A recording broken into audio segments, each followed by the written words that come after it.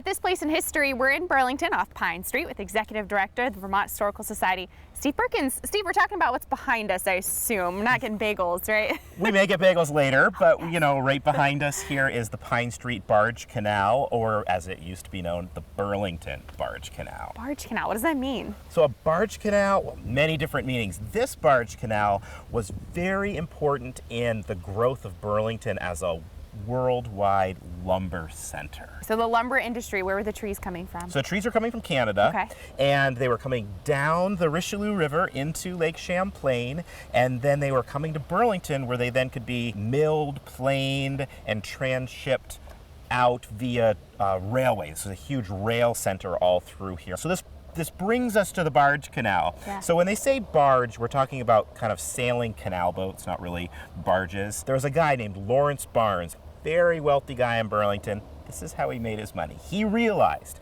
that with all this cheap lumber coming down from Canada, he could bring it down on these canal boats, offload it right here in Burlington. He built a whole bunch of milling and planing factories that could then turn that lumber into finished boards or rough cut boards that he could then put onto trains of the Central Vermont Railroad. Now the train's charged by weight. So one, he was increasing its value by turning it from logs into rough cut lumber or planed lumber, and then he was also saving himself money because he could put more boards on a train once he finished them off, and he made a killing. And so Burlington became a center of the lumber industry from really the 1850s until like the 1890s. Now he wanted the most lumber as possible stacked up all along the waterfront, and this was kind of a swamp in here. And he said, okay, well, if we fill this in and then we build this little kind of canal system, the canal boats can come in, they can turn around, they can go in different places, and we have more surface area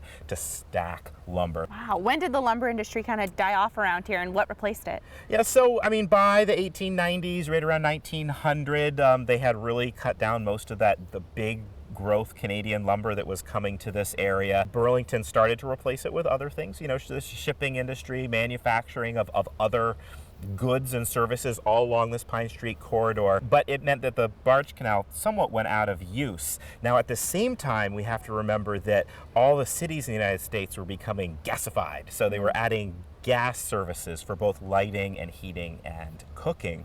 Now that gas did not come from natural gas like we think of today. Generally speaking, it came from coal gasification. So they took coal, which was mined in the Appalachians. It was brought up by train to this area, and we had what was called a coal gasification plant, which was on the site of where Burlington Electric headquarters is now. And it turned coal into gas that was then pumped into the city of Burlington. The problem with coal gasification is you end up with a lot of toxic byproducts, coal tar, cyanide, any sort of kind of gross chemicals. And you know, what did they do with those chemicals from 1900 or so up until 1966 when the plant closed? They just dumped it out the back door. And the back door is right here.